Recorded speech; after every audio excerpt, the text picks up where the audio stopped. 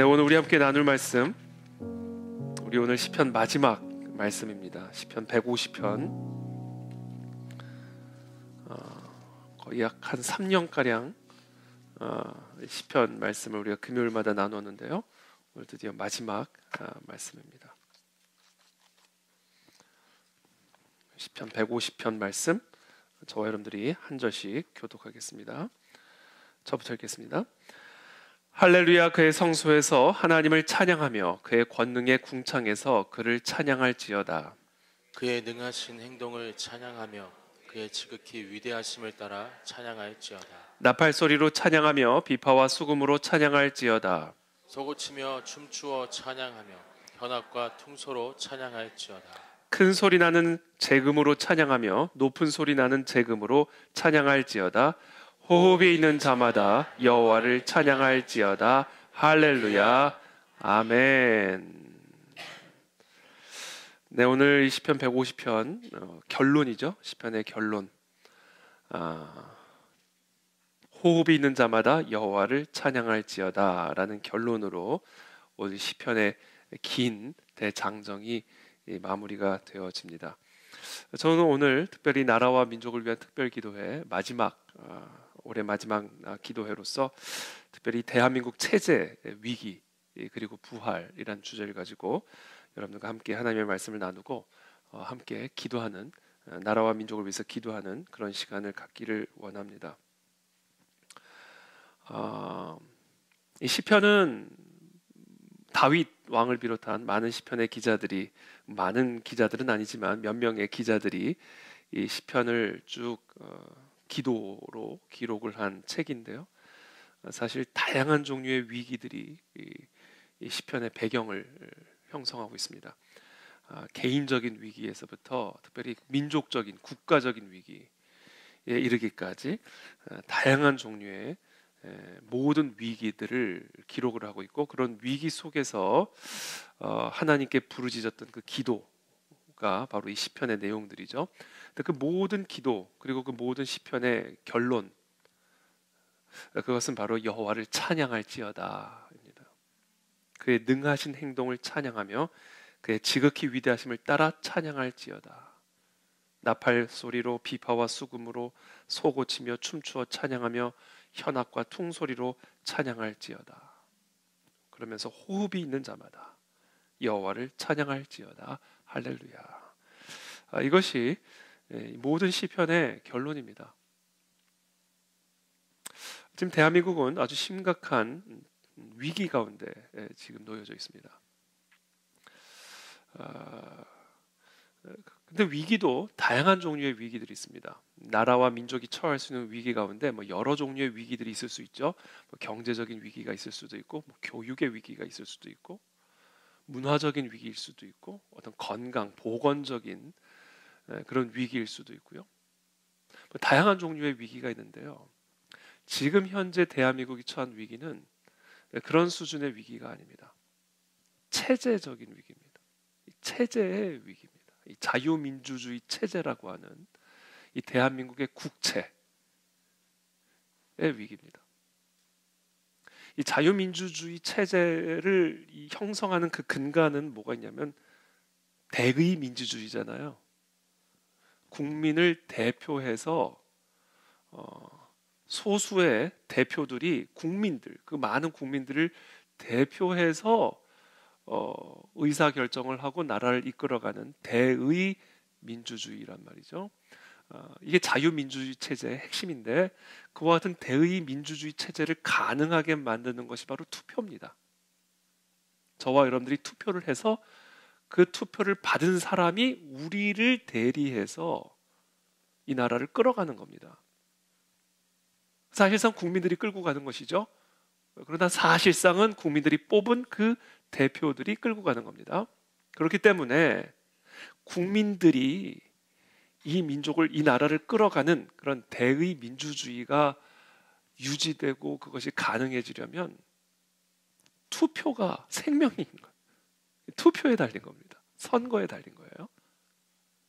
근데 만약에 그 선거가 무너졌다, 그 투표 제도가 무너진 상태라고 한다면 그거는 나라가 무너진 상태인 겁니다. 지금 나라가 무너진 상태예요. 지금 현재 뭐 누가 탄핵이 되고 안 되고 이런 종류의 문제가 아니라 지금 이 나라가 지금 처한 위기의 본질은 바로 이 체제의 위기, 국채가 지금 무너진 상태라는 것에 지금 우리가 처한 위기의 본질이 있다라는 것을 대한민국 국민들은 다 알아야 됩니다. 디모데전서 2장 1절부터 4절에 보면 사도 바울이 이렇게 이야기합니다. 그러므로 내가 첫째로 권하노니 모든 사람을 위하여 간구와 기도와 도고와 감사를 하되, 자, 모든 사람들을 위하여 기도를 하되, 중보 기도를 하되, 특별히 임금들과 높은 지위에 있는 모든 사람을 위하여 하라. 우리가 항상 중보 기도를 하지만 특별히 교회는 누구를 위해서 기도해야 되냐면 임금들과, 권력자들이죠. 임금들과 나라를 이끌어가는 위정자들이죠. 높은 지위에 있는 모든 사람을 위하여 특별히 간구하고 기도하라. 그 이유는 우리가 모든 경건과 단정함으로 고요하고 평안한 생활을 하려 함이라. 이것이 우리 구주 하나님 앞에 선하고 받으실 만한 것이니 하나님은 모든 사람이 구원을 받으며 진리를 아는 데 이르기를 원하시느니라. 여러분, 교회의 가장 중요한 책임, 그것은 바로 이 땅을 다스리는 임금들과 높은 지위에 있는 위정자들을 위하여 중보하는 거예요. 그것이 하나님 앞에 선하고 받으실 만한 것이라고 분명하게 사도 바울은 디모데에게 또 우리들에게 가르쳐주고 있습니다. 그런 의미에서 지금 현재 대한민국이 처한 위기의 이 심각성을 우리가 감안했을 때 오늘날 우리 그 안에 진리교회 성도들은 물론이거니와 이 땅의 모든 교회 성도들은 지금 현재 이 민족과 이 나라가 처한 위기의 본질을 정확하게 알고 그것을 위해서 기도를 해야 됩니다. 그냥 두리뭉실하게 헛다리 짚는 그런 기도 말고 이 위기의 본질을 뚫고 가는 기도를 드려야 돼요. 그게 하나님 앞에 선하고 받으실 만한 기도인 겁니다.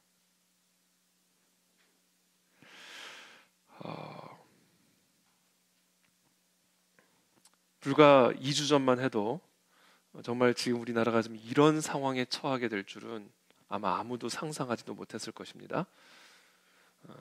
그러나 지금 2주 만에 지금 이 나라는 대통령도 직무정지, 국무총리도 직무정지, 감사원장도 직무정지, 모든 지금 행정 기반이 완전히 마비된 국가 초유의 아마 세계 정치사의 유례가, 현대 정치사에서 유례가 없는 그런 위기를 우리가 맞이하고 있습니다. 그런데 이 위기의 본질은 내전, 국가 내전 상태라는 것을 방증하는 겁니다.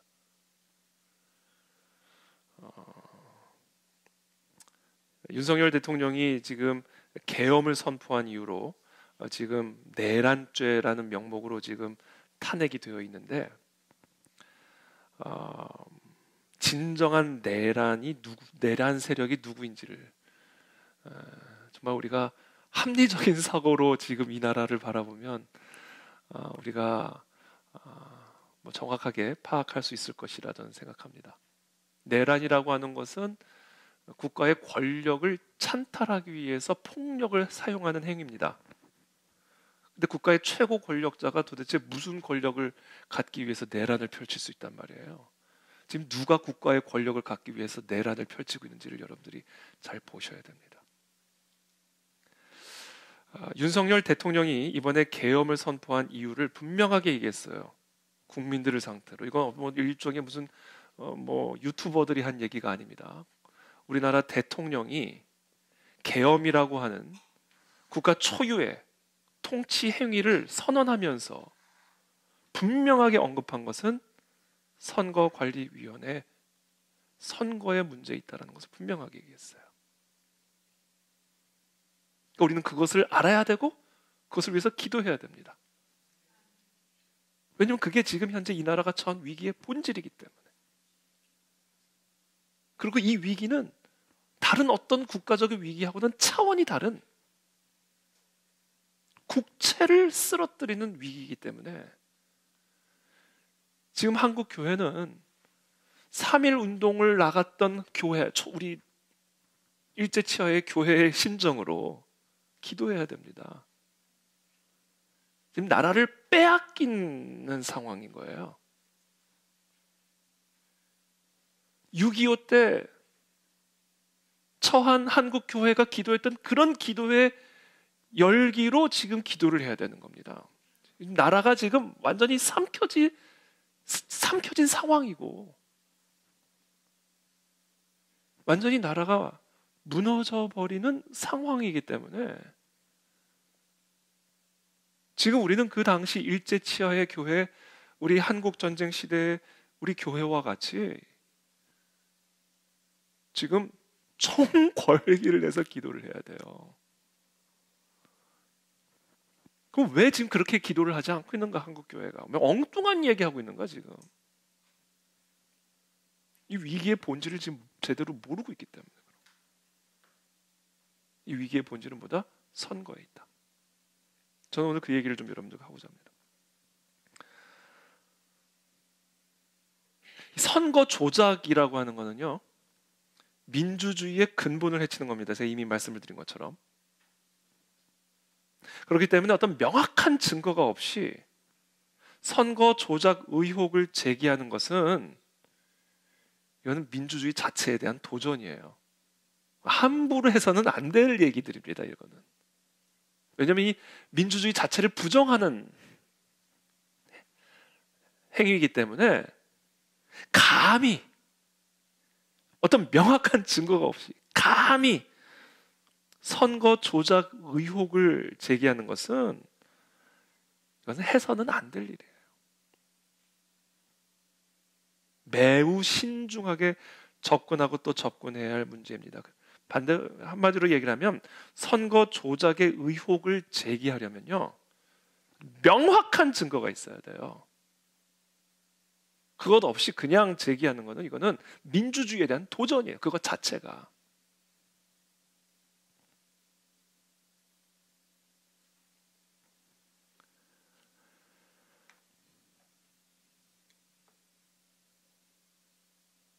그렇기 때문에 사실 많은 사람들이, 정치인들도 마찬가지고 언론인들도 마찬가지고, 이 선거 조작, 부정 선거에 대해서 함부로 말을 할 수가 없는 거예요. 왜냐하면 그것 자체가 이거는 민주주의 국가에 대한 도전이기 때문에, 도발이기 때문에. 그러니까 뭐 저는 한편으로는 이해가 돼요. 뭐 언론이든 정치인이든 누구든 함부로 부정 선거, 선거 조작에 대한 의혹을 언급한다는 것은 이거는 해서는 안 될 일이에요. 그러니까 그 문제에 참전하는 것에 있어서 신중을 기할 수밖에 없어요. 이건 충분히 이해가 됩니다. 근데 지금 이 선거 조작의 의혹을 제기한 사람은 다른 사람이 아니에요. 대통령이에요. 탄핵을 감수하면서.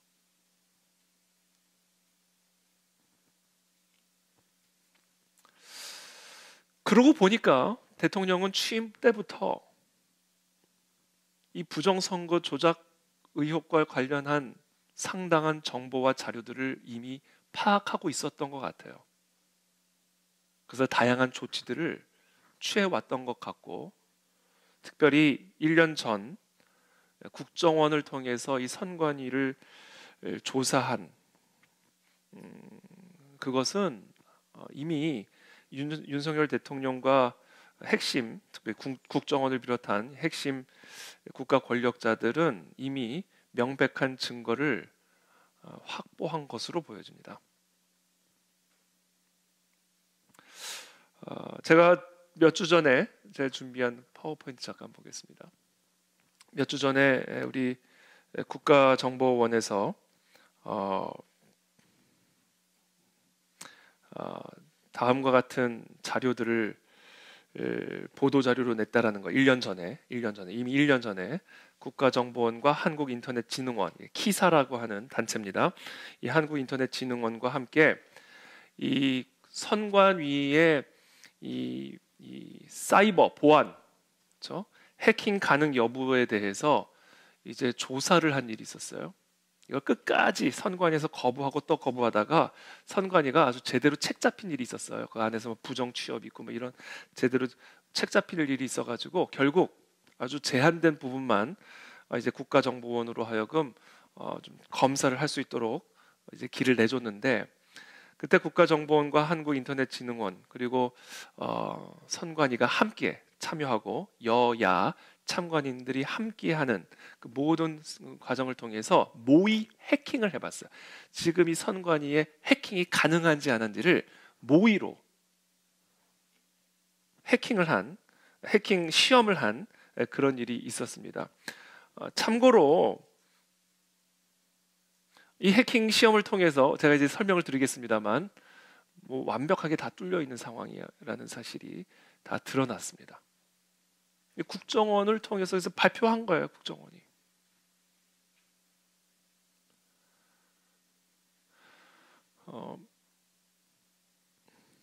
근데 한 가지 제가 말씀드리고 싶은 거는, 그렇다고 해서 과거에 부정선거가 있었다라고 우리가 확정적으로 말할 수는 없어요. 지금 단계에서는. 물론 여러 증거 자료들은 이미 뭐 차고 넘치게 나와 있습니다만, 그거는 이제 어떻게 보면 제 야의 야인들이 하는 얘기들이고, 뭐 야인들이 아무리 얘기해봐야 뭐 100만 유튜버가 아무리 떠들어봐야 아무 소용없는 거예요. 국가 권력자의 입에서 얘기가 나와야 돼요. 그런 차원에서 볼 때 국가정보원에서 지금 키사와 함께 이 선관위의 보안 관리를 점검해본 결과 완벽하게 다 뚫려 있다라는 것이 드러났고, 그것을 지금 보도자료로 낸 거예요. 그래서 이미 1년 전에 뉴스 지면을 지배를 했었습니다. 근데 그렇다 해서 현 단계에서 우리가 확정적으로 그러므로 과거에 부정선거가 있었다라고 말할 수는 없어요. 그러나 동시에 부정선거가 없었다라고 말할 수도 없는 거예요. 지금 단계에서는 그렇다는 거예요. 그런 차원에서 여러분들이 이야기를 좀 들어주셨으면 좋겠습니다.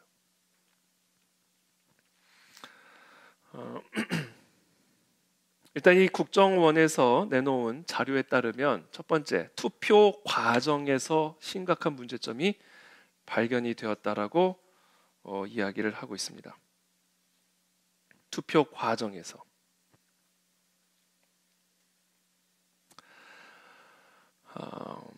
그러니까 투표 관리 시스템을 한번 해킹을 해보니까, 모의 해킹을 해보니까, 첫 번째, 선거인 명부를 외부에서 접근할 수가 있었어요. 선거인 명부는요, 아무도 접근해서는 안 됩니다. 그러니까 선거를 할 수 있는 사람의 명부예요. 그런데 이번에 작년에 국정원이 모의 해킹을 해보니까 외부 인터넷을 통해서 선거관리위원회의 통합선거인 명부 시스템을 얼마든지 접근할 수 있다는 게 밝혀졌어요. 그랬다는 건 아니에요. 그러나 가능했다는 것은 밝혀진 거예요.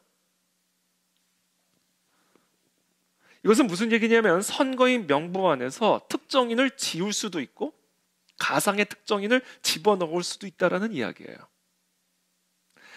이태희를 뺄 수도 있고요, 삼태희를 집어넣을 수도 있는 거예요. 가상의 인물을 집어넣을 수 있다는 얘기예요.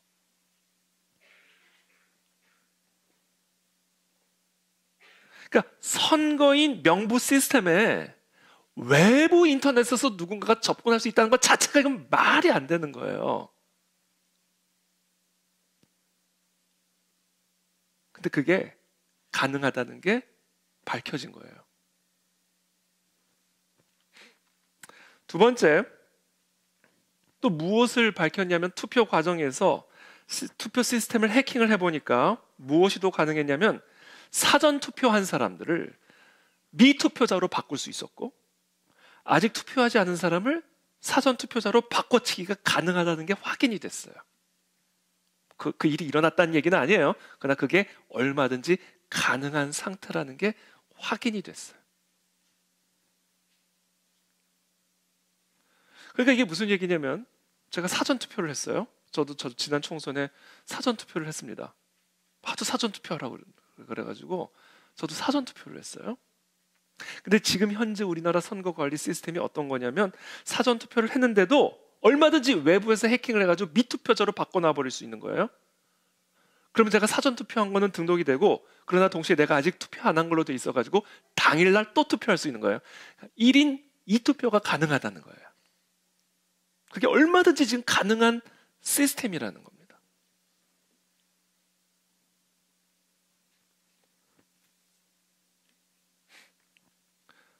또 무엇이 밝혀졌냐면 유령 유권자를 정상적인 유권자로 얼마든지 등록이 가능한 시스템이라는 게 확인이 됐어요. 예를 들면 북한의 공작원들이 있잖아요. 대한민국 안에 뭐 누군지는 모르겠지만 있잖아요. 근데 이 북한의 공작원이 예를 들면 한국 신분증을 위조로 만들어 가지고 서초 이동에 가서 투표를 하려고 하면 당연히 선거인 명부에 없어야 되잖아요. 왜냐하면 위조한 거니까. 내 주민등록증은 위조한 거니까 이 등록증을 가지고 선거인 명부에 선거하겠다고 하면 내 이름이 있으면 안 되잖아요. 근데 얼마든지 있을 수 있게 만들 수 있는 거예요. 외부 해킹을 통해서. 그러니까 유령 선거 등록이 가능한 겁니다. 그리고 실제로 그런 일이 일어났다는 것은 제야에 차고 넘치는 증거들이 있어요. 예컨대 황교안 전 총리. 지금 황교안 전 총리는 완전히 지금 부정선거 이 문제에 완전히 지금 올인을 해 계십니다. 여러분 황교안 총리가 어떤 분인지 아시잖아요. 우리가. 그분의 신앙과 그분의 강직함. 저는 전적으로 황교안 총리를 신뢰해요. 인간적으로 신뢰를 합니다. 정치적 중에 다 떠나가지고. 근데 황교안 전 총리 그리고 민경욱 전 의원, 민경욱 의원 같은 경우는 KBS 기자 출신이에요. 기자의 기자. 이런 분들뿐만 아니라 많은 분들이 사실 뭐 지금 이 부정선거 관련해서 엄청난 증거들을 확보하고 있고 그런 것들을 이미 다 이야기를 했는데 사람들이 그거를 감히 제대로 들여다볼 생각도 안 했고 들어도 들은 척을 안 했어요. 왜? 너무 큰 문제니까. 이거는. 사람이요 너무 큰 문제를 만나면 외면하고 싶어져요. 지금 대한민국이 지금 지식인들이 지금 그런 상태예요. 지금 보니까 언론인들도 그렇고 지식인들도 그렇고 정치인들도 그렇고 이거는 대한민국의 국채 자체를 흔들어 버리는 일이니까 너무 무시무시한 일이니까 이건 만약에 이게 사실이라면 문제이지만 들여다보고 싶지 않은 거예요. 지금 그런 상태인 거예요. 국민들도 마찬가지예요. 우리나라가 이 지경이야? 이건 정말 공황 상태에 빠질 수 있는 거거든요. 그러니까 의도적으로 지금 외면하는 대다수가 지금 있는 거예요. 이걸 들여다보면서 오늘 일부러 제가 여러분들 다 들여다보게끔 하는 이미 뭐 다 많은 분들이 알고 계시겠지만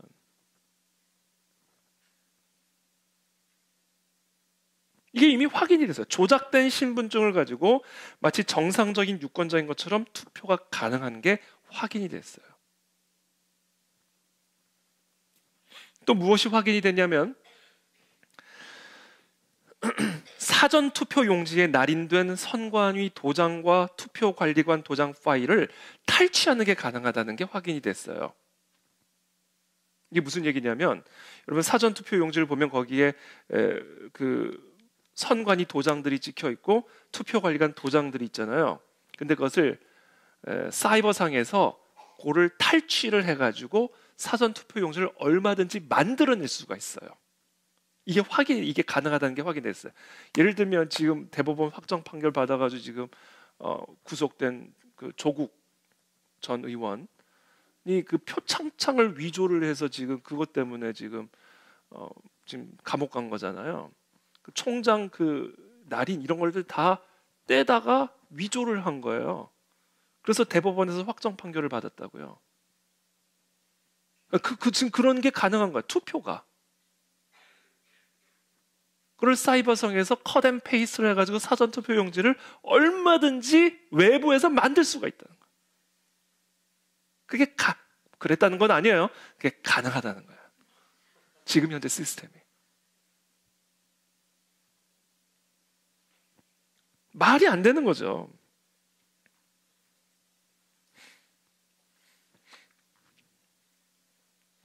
또 온라인 투표가 가능하다는 게 밝혀졌습니다. 온라인 투표. 이건 이제 국가 단위의 선거에서는 온라인 투표는 안 하죠, 우리나라가. 그런데 이제 예컨대 정당 대표라든지 그 정당의 최고위원 투표 같은 거는 이제 우리 그 온라인 투표들을 한단 말이에요. 근데 그 온라인 투표가 해커가 대리 투표하는 게 가능하다는 게 국정원 모의 해킹에서 밝혀졌어요. 입증된 거예요. 그러니까 정당 대표를 원하는 대로 해킹을 해가지고 대리 투표를 얼마든지 가능하게 만들 수 있는 거예요. 최고위원들 얼마든지 해킹을 통해서 대리 투표가 가능한 상황인 거예요.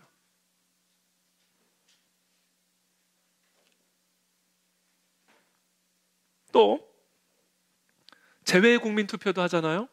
재외 국민 투표.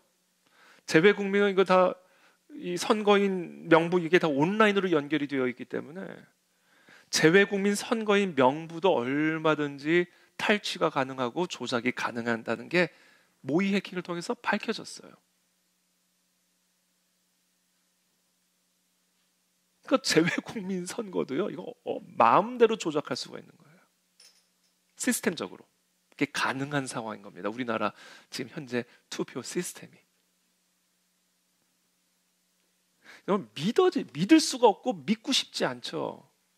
그런데 이게 국정원에서 발표한 자료예요. 너무 큰 문제니까 들여다보고 싶지도 않죠. 그러니까 지금 만약에 이 상태라고 한다면 설령 부정선거가 일어났든 일어나지 않았든 나라가 지금 완전히 무너져 버린 상태라는 거예요. 이거는. 지금 이런 상태인데 합리적으로 우리가 생각할 때 중국이 가만히 있었을까요? 여러분 중국 댓글 부대 아시죠? 북한 해킹 세계 최고인 거 아시죠? 얼마 전에 우리 교회에서 그 해커 전문가가 이 북한 해킹을 어떻게 하고 북한에 지금 어떻게 우리를 해킹하는지 와서 한번 강의를 한 일이 있었는데 장난이 아닙니다, 여러분. 장난이 아니에요. 근데 우리나라 선거관리위원회를 거의 내버려뒀을까요? 아니 일개 개인들도 해킹을 하는데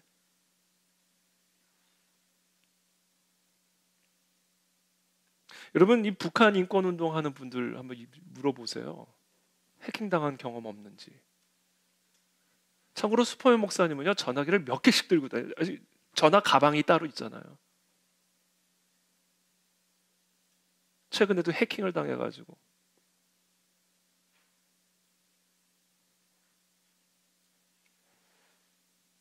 믿을 수가 없고 믿고 싶지가 않죠. 그래서 많은 사람들이요 믿으려 하지 않고 들여다보려도 하지 않습니다. 마치 아무 일도 없는 것인 양 그냥 일상을 살아가려고 하는 거죠. 바로 사탄은 그것을 이용하고 있고요. 바로 그 어리석음과 무지를 사용해서 지금 대한민국을 삼켜가고 있는 거예요.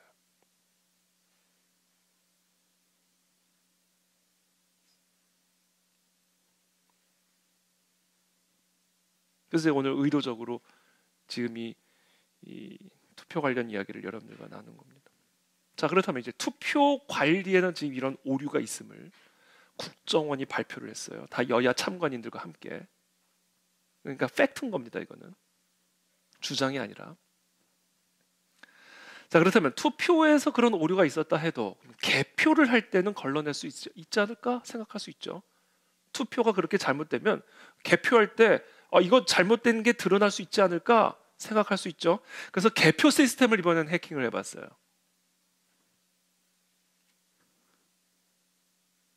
그래서 개표 시스템을 해킹을 해보니까 무엇이 밝혀졌냐면 첫 번째, 선관위 내부 주요 전산망과 인터넷망이 그러니까 일반 인터넷망이 분리되지 않은 상태인 거예요. 그러니까 일반 인터넷망과 선관위의 그 주요 전산망이 분리가 안 돼 있는 거예요.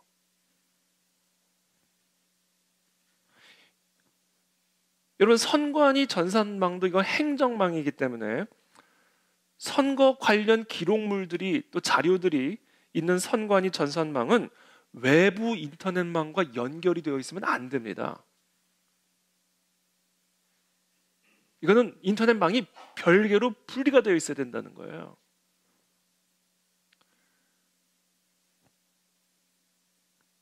그렇지 않으면 해커들은 쉽게, 인터넷망이 분리가 안 돼 있으니까 쉽게 그냥 타고 들어가가지고 해킹이 가능한 그런 상태가 되는 거란 말이에요. 그러니까 얼마든지 개표 결과를 조작할 수 있는 그런 전산망이다. 그런 인터넷 상태였다라는 게 밝혀졌어요. 두 번째, 그렇게 해서 해킹을 해보니까 기표 결과와 다르게 분류가 가능하다는 게 밝혀졌어요. 해킹을 통해서 내가 예컨대 1번을 찍었단 말이에요. 근데 해킹을 통해서 2번을 찍은 것처럼 바꿀 수 있고, 내가 2번을 찍었는데 마치 1번을 찍은 것처럼 기표 결과를 다르게, 내가 기표한 것과 다르게 분류하는 게 가능하다는 것, 이게 입증이 됐어요. 그러니까 내가 아무리 1번을 찍어도요, 해킹을 하면 다 2번 찍은 거로 바꿀 수 있다는 거예요. 이거는 팩트예요, 팩트. 그게 가능하다는 거. 뭐 그랬다는 게 아니라 그게 가능하다는 건 팩트예요. 또 세 번째, 특정 후보 득표수를 조작할 수 있는지를 해봤더니 얼마든지 가능하다는 게 밝혀졌어요. 특정 후보 득표수를 줄일 수도 있고, 특정 후보 득표수를 높일 수도 있고, 그게 얼마든지 해킹을 통해서 가능하다는 게 이번 국정원 모의 해킹을 통해서 밝혀졌습니다. 작년에. 네 번째, 그렇게 선거 결과를 조작을 한 거를 방송사로 전송 가능하다는 게 밝혀졌어요. 방송사는 선관위에서 자료를 받아서 방송하는 거 아니에요. 그러니까 얼마든지 그 선관위에서 나온 그 결과를 해킹이 조작을 해가지고, 해커가 조작을 해가지고 그 조작된 결과를 방송사에 내서 우리들에게 방송이 가능하다는 거, 그게 밝혀졌단 말이에요.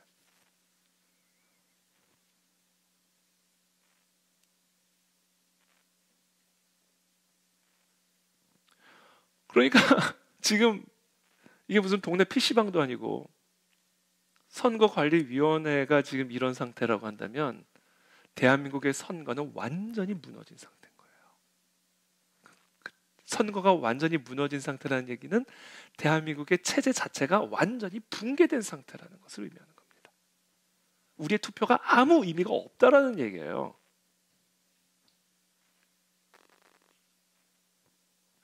부정선거가 실제로 있었든 없었든 현재 대한민국의 상황은 그런 상황이라는 거예요.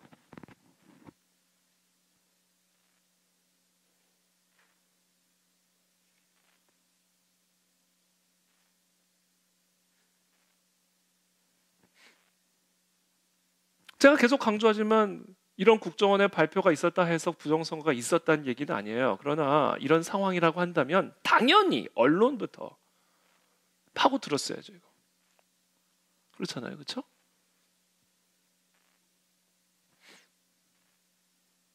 어쩌다가 우리나라 선거 시스템이 이따위가 되어버렸는지 분명한 선관위에 대한 책임 추궁과 보완 작업이 수반됐어야 되는 거잖아요. 근데 선관위는 완전한 철옹성, 헌법기관이니까 선거위원장은 대법관이 하고 모든 부장판사, 법원 그 리더들이 이 선관위를 다 책임을 지고 있기 때문에 이건 완전 철옹성인 거예요.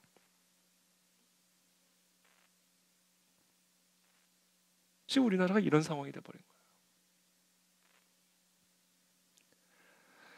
또 한 가지 어떤 일이 있었냐면 선거관리위원회에서 이제 그 기계를 이제 샀는데, 이 기계 어떤 기계냐면 신분증을 인식하는 기계예요. 신분증을 인식하는 기계를 사들였는데 어떤 기계를 샀냐면 오류가 높은 기계를 샀어요. 이것도 다 밝혀진 사실입니다. 이거 다 팩트, 저는 지금 팩트만 얘기하는 거예요.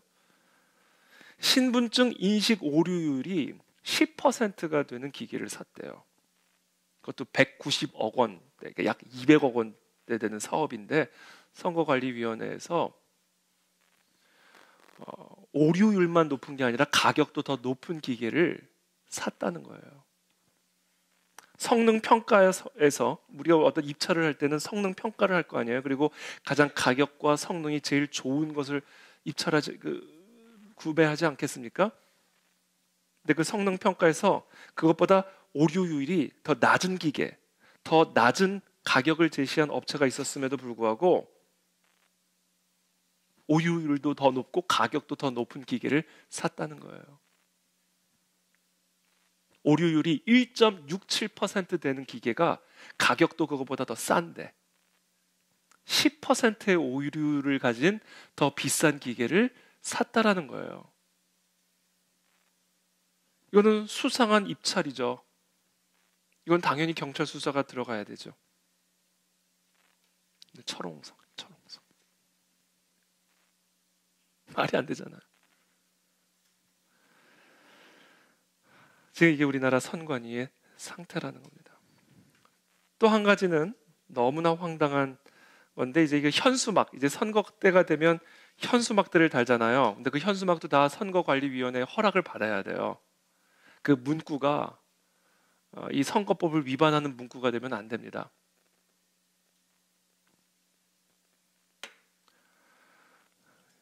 제가 준비한 파워포인트 잠깐 보여주시죠.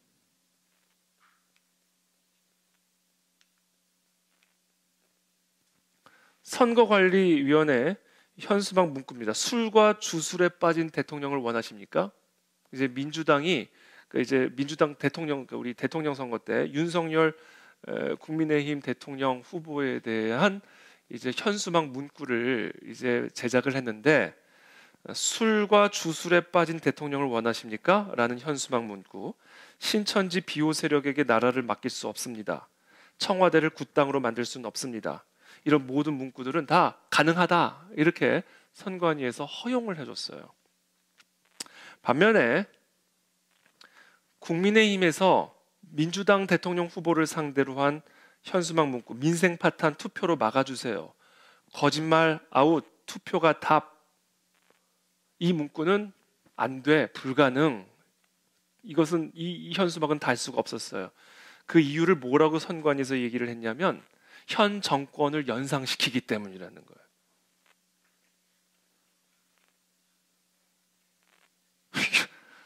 그러니까 적어도 지금 문재인 정권이 저런 정권이라는 걸 인정을 한 거예요, 스스로. 근데 어쨌든 간에 현 정권을 연상시키기 때문에 이런 문구는 쓰면 안 된다. 이게 중앙선거관리위원회의 결정이었어요.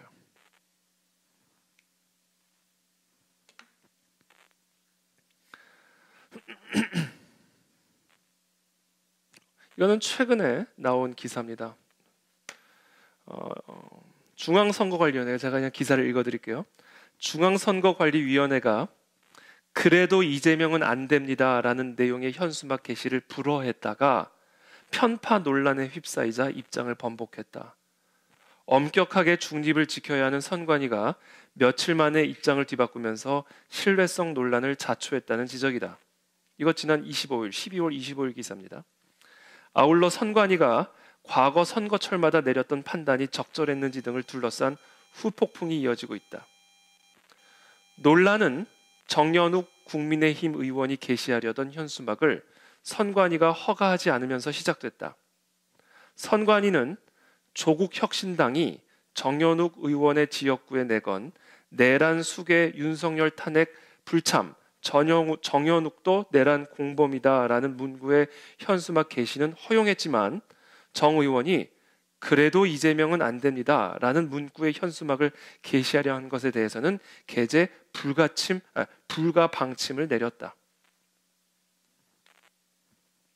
정치권에서는 이번 사건을 계기로 선관위와 관련한 각종 흑역사가 줄소환되고 있다.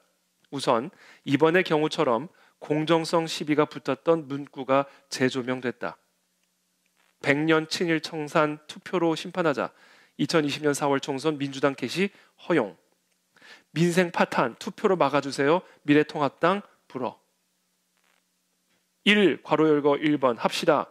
2021년 4월 7일 보궐선거 민주당 허용. 무능, 내로남불, 위선 등 단어 보궐선거 왜 하죠? 미래통합당 불어. 선관위는 미래통합당이 쓰려던 문구에 국민의힘당이죠. 미래통합당이 쓰려던 문구에 대해 각각 문재인 정권을 연상하게 한다. 특정 정당과 박원순, 오거돈 전 시장을 떠올리게 한다는 이유로 사용을 불허했다. 소쿠리 투표 등 부실 관리 문제도 재조명됐다. 지난 20대 대선 사전투표에서는 투표 용지를 투표함이 아닌 지퍼백이나 소쿠리, 쓰레기 봉투 등에 담는 광경이 시민들에게 포착되며 논란이 일어나기도 했다. 20대 대선 사전투표 마지막 날인 지난 2022년 3월 5일 전국 곳곳의 사전투표소에서는 유권자들이 분통을 터뜨리며 항의하는 등 혼선이 빚어졌다. 당시 유권자들은 대선 투표 관리가 동네 반장 선거만도 못하다. 투표 용지가 담긴 쇼핑백이 야외에 방치된 모습은 정말 충격이라는 등의 반응을 보였었다. 지난해에 터진 고위직 자녀 특혜 채용 논란도 선관위의 위상에 먹칠을 했다. 선관위 전현직 고위직 4명의 자녀가 경력 채용 과정에서 특혜를 받았다는 의혹이다. 선관위는 이들에 대해 수사를 의뢰하고 재발 방지 개선안을 마련하겠다고 발표했지만 선관위의 신뢰도에 큰 타격을 줬다. 이런 상황에서 선관위는 최근 부정선거 주장을 하는 이들을 처벌할 수 있는 입법을 추진하려다 보류했다. 부정선거 의혹을 제기하는 경우 선거 방해죄로 처벌할 수 있도록 하겠다는 것인데 선관위가 셀프 성역화에 나섰다는 비판이 나오자 한 발 물러선 것이다. 지금 대한민국의 이 현재 이 모든 위기는 이 선관위로부터 시작된 위기입니다. 그래서 대통령이 계엄령을 내린 것이라 분명하게 선언을 했습니다. 그러면 우리는 이 선거관리위원회 이 부분에 있어서 완전한 개혁이 일어나도록 기도를 해야 됩니다. 그리고 이것과 관련된 사람들이 다 처벌을 받도록 기도해야 됩니다. 선거 부정은 사형입니다. 선거 부정은 사형이에요. 이게 지금 우리가 기도의 방향을 맞춰야 될 초점이에요.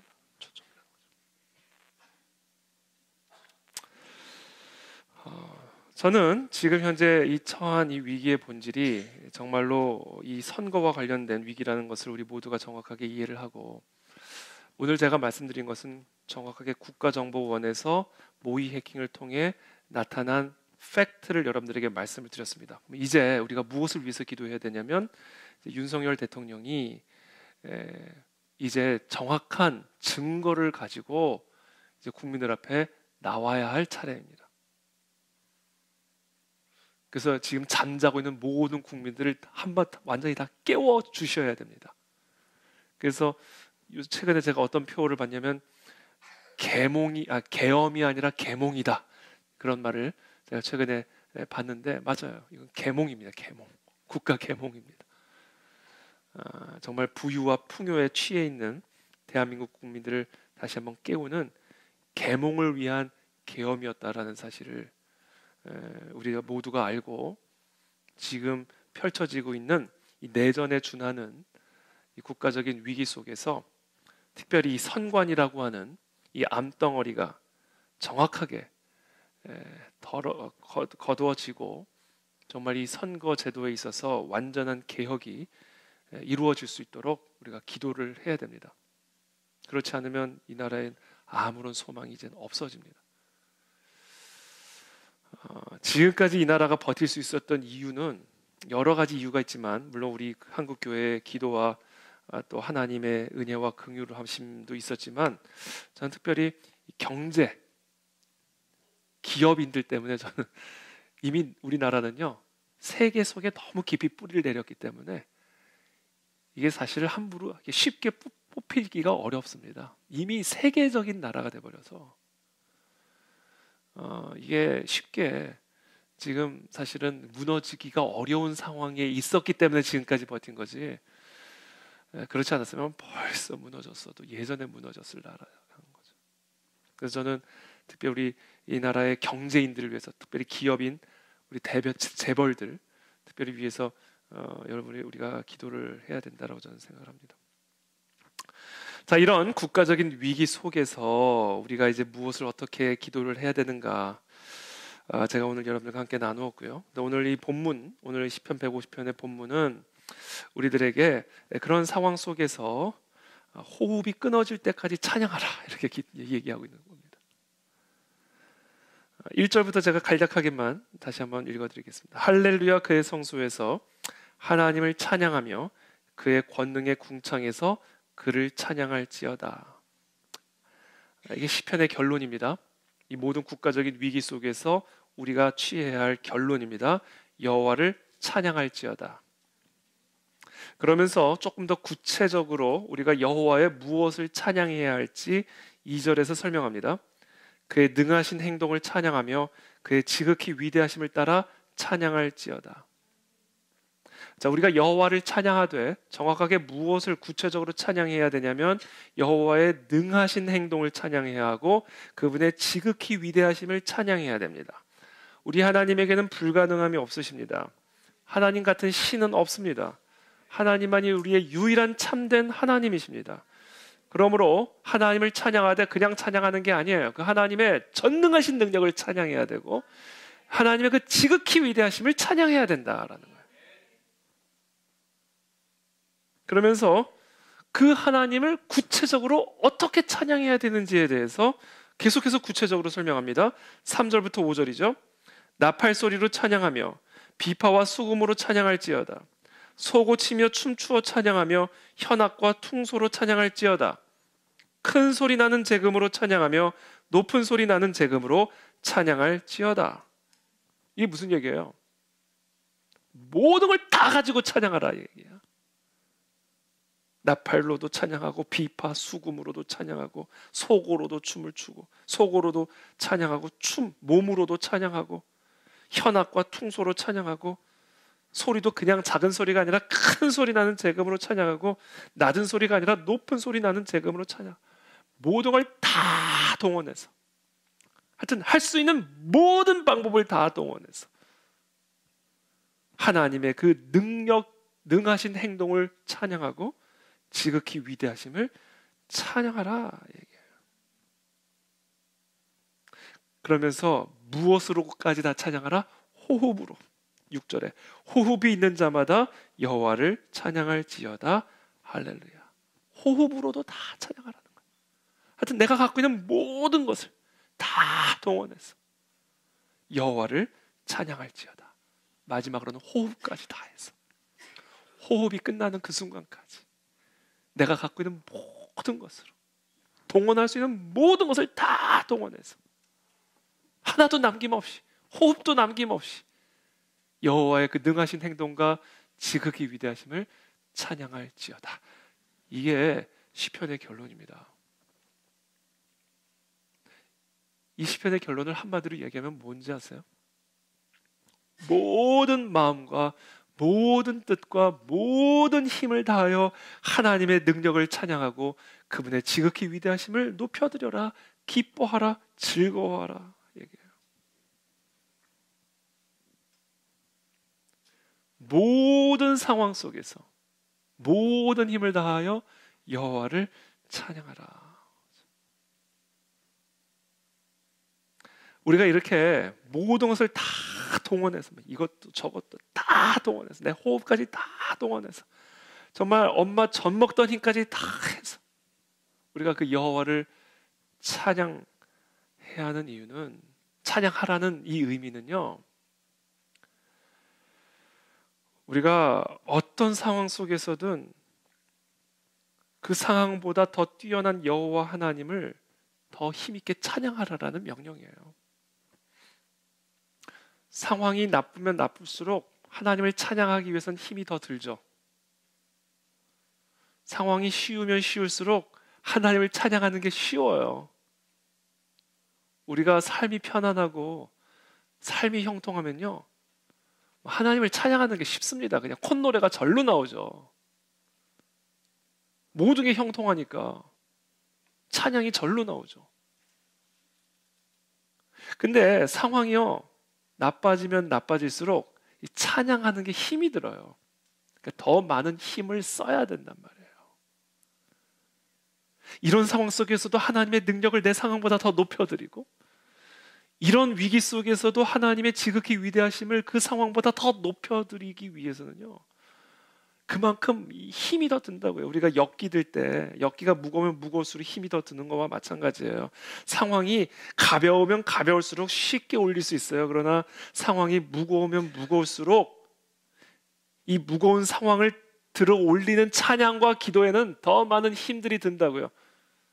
그러니까 오늘 호흡이 있는 자마다 여호와를 찬양하라, 호흡까지 다해서 여호와를 찬양하라 이야기는요, 우리의 상황 가운데 어떤 위기가 있든지 간에 모든 힘들을 다 끌어다가 그 상황보다 더 높으신 하나님을 찬양하라, 그 얘기예요. 그게 우리가 해야 할 일이라는 겁니다. 위기 속에서 힘들다고 찬양을 중단하면 안 된다는 거예요. 상황이 무겁다고 해서 절망하면 안 된다는 겁니다. 우리가 어떤 상황이라 할지라도 우리는 하나님의 찬양을 그 상황보다 더 높여드리고 하나님의 위대하심을 이 모든 위기보다 더 높여드리는 일에 모든 수단과 방법과 마음과 뜻과 힘을 다 끌어다가 동원해야 된다.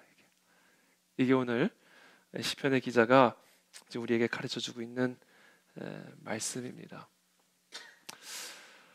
그래서 저와 여러분들 모두가 정말 특별히 이 새해 우리가 정말 이렇게 호흡까지 다 끌어다가 하나님을 찬양하며 나아가는 그런 우리 그 안의 진리교회가 되기를 원합니다.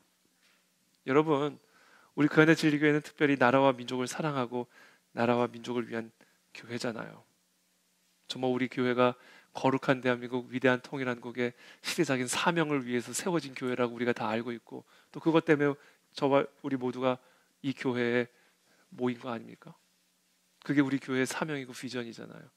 바로 그때가 지금 왔단 말이에요. 저는 지금 우리나라가 처한 게 분명한 위기지만 즐거운 위기예요. 저는 개인적으로 되게 신이 나요. 왜냐하면 이 위기를 통해서 이 나라가 다시 부활하게 될 것이기 때문에. 죽어야 부활을 합니다. 그래서 즐거운 죽음이에요. 새 생명으로 죽음을 이기고 부활하는 죽음이기 때문에 그래요.